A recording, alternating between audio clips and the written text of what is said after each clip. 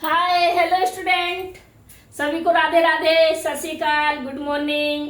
आज मैं डॉक्टर सुनीता गुप्ता आपको कक्षा 10 विज्ञान चैप्टर 2 अम्ल क्षार एवं लवण का अगला टॉपिक पढ़ाएंगे। पीएच का मान किसे कहते हैं या पीएच स्केल किसे कहते हैं, समझाइए। पीएच स्केल किसे कहते हैं समझाइए और इसके उपयोग क्या है। ठीक है, ऑब्जेक्टिव में भी बहुविकल्पी में भी बेटा इसमें से पूछा जाता है, एक ना एक प्रश्न जरूर आता है, तो ध्यान से समझिए। पीएच मान किसे कहते हैं? पीएच मान किसे कहते हैं? किसी विलयन का पीएच उसमें उपस्थित हाइड्रोजन आयनों की सांद्रता के लघु गुणक का ऋणात्मक मान है। उदाहरण के लिए हमने क्या किया, किसी ग्राउंड से मिट्टी ली और इस मिट्टी में क्या मिला दिया, पानी। क्या मिलाया? पानी मिला के हमने क्या किया, मिट्टी और पानी का एक घोल तैयार किया। मिट्टी और पानी का क्या किया, एक घोल तैयार किया। इस तैयार घोल में जब हम यहाँ पर पीएच पेपर डालते हैं, क्या डालते हैं, पीएच पेपर, तो पीएच पेपर को यहाँ पर कलर आ जाता है। इसमें पीएच पेपर इसमें डिप करेंगे तो पीएच पेपर पे क्या आ जाएगा, पीएच पेपर पर कलर आ जाएगा। पीएच पेपर पर कलर, इस कलर की मैच हम क्या करते हैं, मैच मिलाते हैं इस स्केल पर, इसको मैच मिलाते हैं।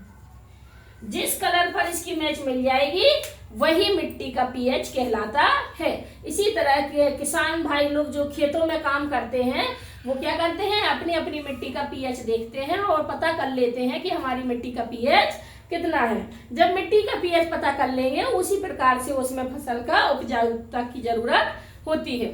इसी प्रकार से विभिन्न प्रकार के रसायनों का भी पता करते हैं। तो पीएच स्केल क्या कहलाती है? पीएच स्केल किसी विलयन का, ये बना हुआ है विलयन क्या कहलाता है, मिट्टी पानी का घोल। हम किसी भी चीज का ले सकते हैं, जैसे हमें खून का करना है तो खून ले लेंगे, खून में डालेंगे उसमें आ जाएगा। तो मिट्टी पानी का घोल लिया तो इसको विलयन कहेंगे। तो किसी विलयन का पीएच उसमें उपस्थित हाइड्रोजन आयन, किसी विलयन का पीएच उसमें उपस्थित हाइड्रोजन आयन की सांद्रता के लघु गुणक का ऋणात्मक मान होता है। किसी विलयन का, ध्यान से सुनिए, किसी विलयन का पीएच मान उसमें उपस्थित हाइड्रोजन आयन के सांद्रता के लघु गुणक के ऋणात्मक मान के बराबर होता है। सूत्र क्या है, पीएच बराबर -log H धन आयन। उपयोग क्या है, अम्ल क्षार की पहचान कराता है, अम्लीय की क्षारीय है, सार्वत्रिक सूचक का काम करता है। 3 चीजें याद रखना है। यदि विलयन का पीएच मान 7 है, यदि विलयन का पीएच मान कितना है, इस पे हम मिला रहे हैं पेपर को, और पेपर को मिलाने पर कितना आना चाहिए, 7, तो उदासीन है। यदि विलयन का पीएच मान 7 और 14 के बीच में है तो क्षारीय है। यदि विलयन का पीएच 0 के 7 के बीच में है तो विलयन अम्लीय है। 0 से 7 के बीच में यानी 6.9 तक, 0 से 6.9 भी होगा तब भी आपका क्षारीय कहलाएगा, अम्लीय कहलाएगा। और अगर पूरा 7 है तो उदासीन कहलाएगा। 7.1 से लेके 14 तक क्षारीय कहलाता है। विलयन का पीएच 0 से लेके 6.9 तक अम्लीय कहलाता है।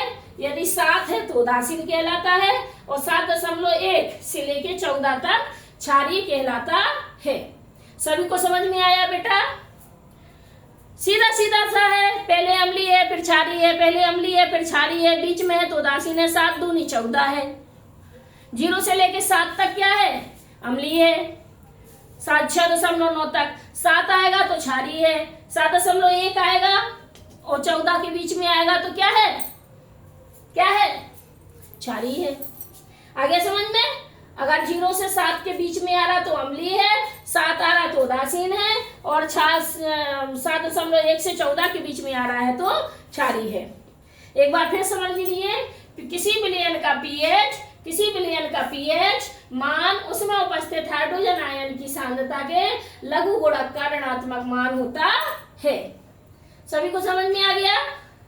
क्या कहा?